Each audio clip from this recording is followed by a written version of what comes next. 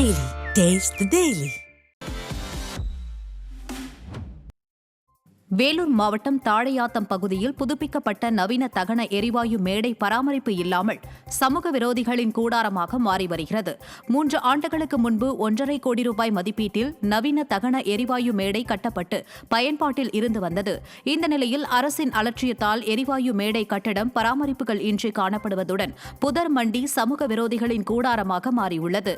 மேலும் போர்வெல் பழுதானதால் தகனம் செய்ய வருபவர்கள் தண்ணீர் இல்லாமல் கடும் சிரமத்திற்கு ஆளாகியுள்ளதாக பொதுமக்கள் தெரிவித்துள்ளனர்.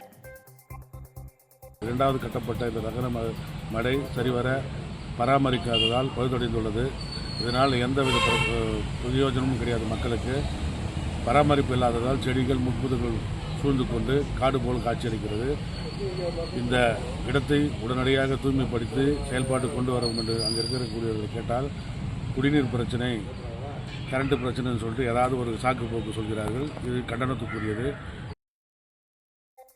கடலூர் மாவட்டம் பண்ருட்டி அருகே பராமரிப்பில்லாத குடிநீர் தொட்டியிலிருந்து தண்ணீர் குடித்த குழந்தைகள் உள்ளிட்டோருக்கு உடல்நலம் பாதிக்கப்பட்டது.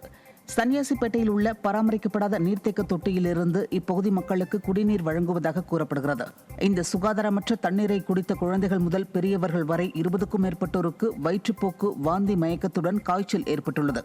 புதிதாக கட்டிய நீர்த்தேக்க தொட்டியை திறந்து வைக்காமல் விடிய அரசின் வட்டார வளர்ச்சி அலுவலர் அலட்சியம் காட்டுவதால் நோய் தொற்றுக்கு ஆளாவதாக மக்கள் குற்றம் சாட்டுகின்றனர்.